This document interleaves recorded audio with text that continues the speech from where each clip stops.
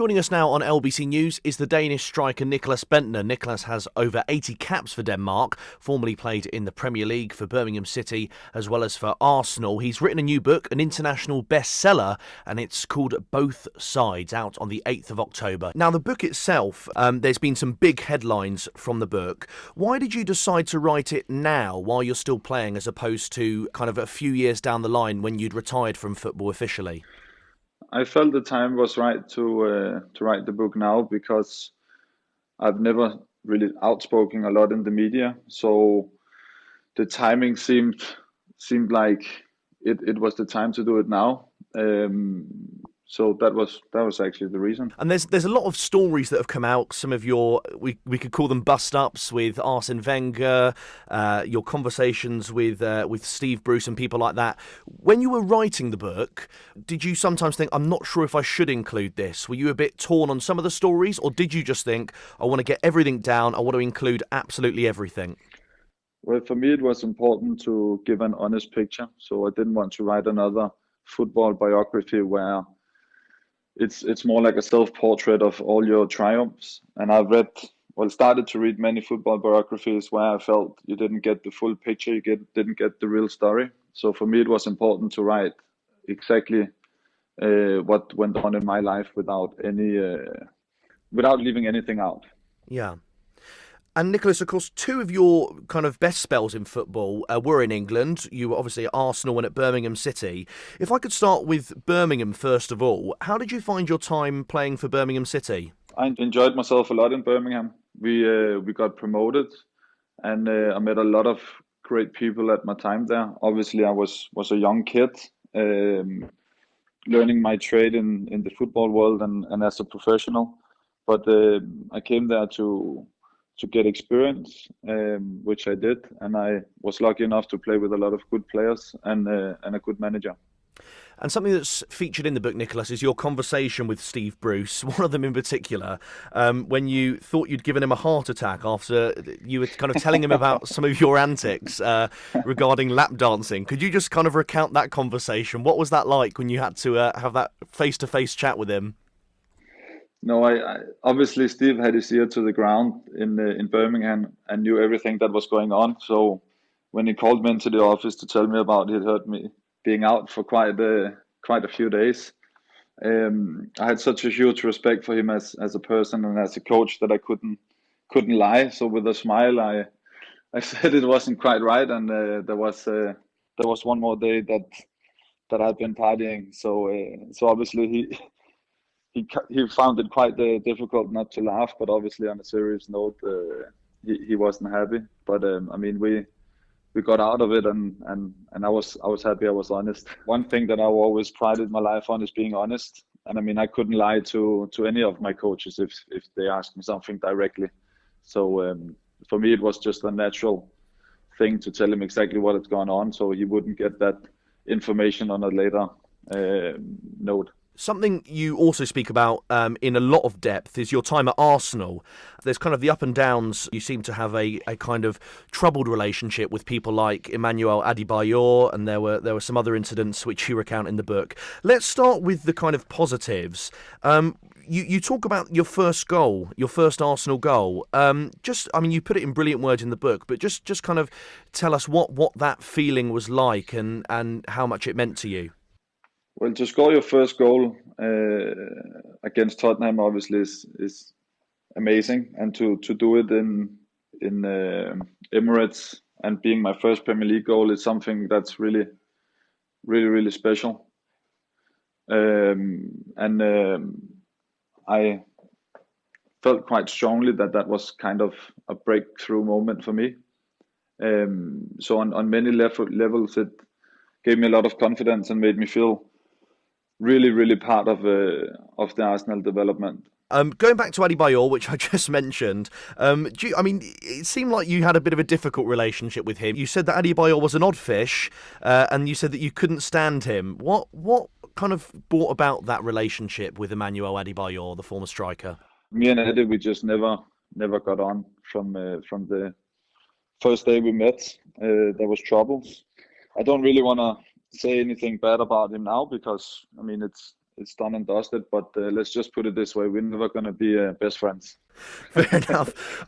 Another conversation which I think it's written brilliantly in the book is transfer deadline day, when Arsene Wenger calls you after 8 o'clock at night. You were obviously hoping to move to Crystal Palace that day. It seemed like everything was in place, and he called you saying that that Arsenal couldn't sign a striker, they hadn't signed a striker, and that you'd had to stay. I mean, you obviously say how disappointed you were in the book. Had you felt that your time at Arsenal had definitely finished by that point, and there was kind of no going back? Well, I was ready to move, and 4 days before transfer deadline, I had agreed with Crystal Palace. And on the last day, my agent Tom Brooks and Steve Parrish and I was sat in the hotel just waiting to hear from Arsene Wenger saying we could go through with the deal. At the moment, they're trying to sign 2 other strikers, and that sort of didn't happen. So he needed me to stay at the club, and obviously that was a massive disappointment for me. And as I'm explaining in the book, some verbal conversation between me and him didn't go as well. But I was obviously very disappointed because I wanted to move, and it was nothing against him or the club, because he was only thinking about obviously what's best for Arsenal.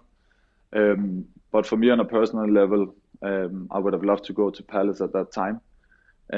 So I went into his office the next day and sort of put a big black line over what was said and what was done, and trying to move forward.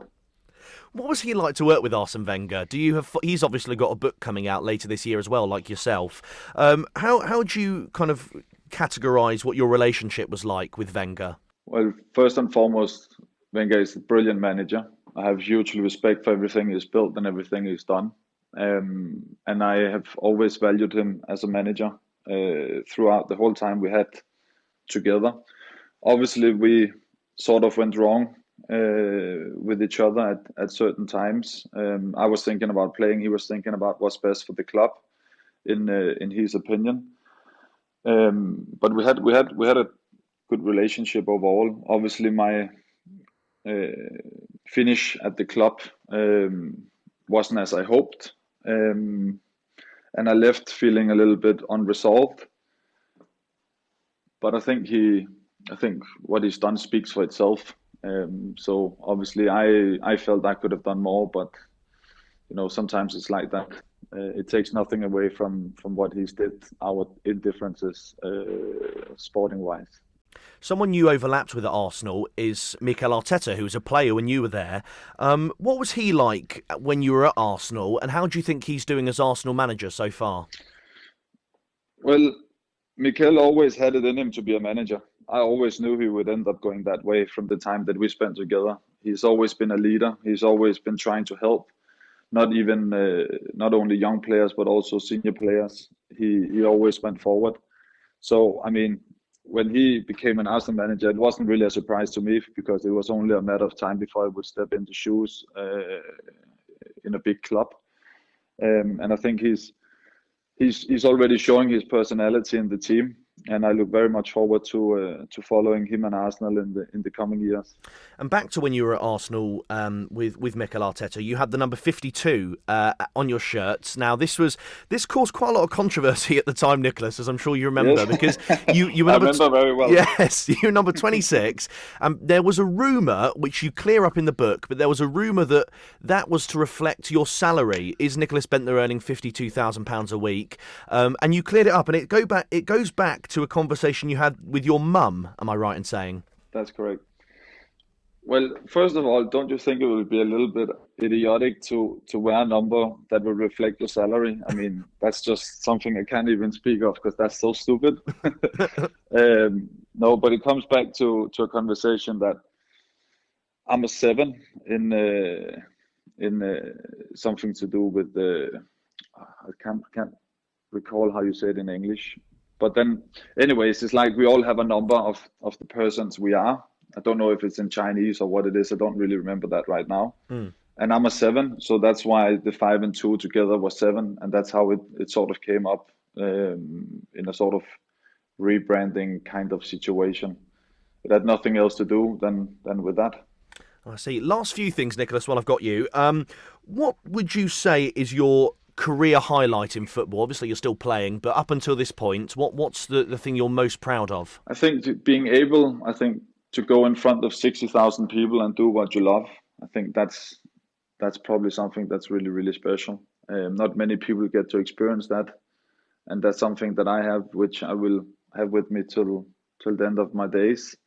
I think that's something that's really, really special. Career, if you have to talk like more general, being able to play for the clubs that I've played in, being able to represent my national country. I mean, I'm quite proud of everything I've been through and everything I've done. Obviously, you're still playing. Have you thought about down the years? I know it's difficult when you're still playing, but have you thought about going into maybe punditry or becoming a manager like Mikel Arteta did? Have you had any thoughts about that? I appreciate you're focused on your club. Well, I can tell you honestly, I've just signed up for a manager course, the first one out of 3. So it's definitely a route that I'm considering going down. I'm doing some TV stuff at the moment, keeping myself fit. Obviously, this Corona situation has taken quite a toll on everyone. So yeah, just doing that sort of stuff. But I could definitely see myself staying in football. If it's a pundit or it's a manager, I want to keep my options open. And that's also why I'm taking the manager course. And just finally, Nicklas, coming up on Wednesday, it's going to be England versus Denmark, a week on Wednesday rather. What are you thinking ahead of that game? Is that, I appreciate you obviously you play for Denmark. What do you think that game holds? I think it'll be an interesting match. We recently got a new coach who is trying to get his ideas into the team. Have got a lot of young players and a lot of young raw talent to work with, and I think I haven't really followed England that much, but seeing a few games, I think it's sort of what they're trying to do, trying to figure out what works best for the team. So I think it'll be quite an interesting match. And the last game I played against England, I think we lost. So I hope that we can take it this time.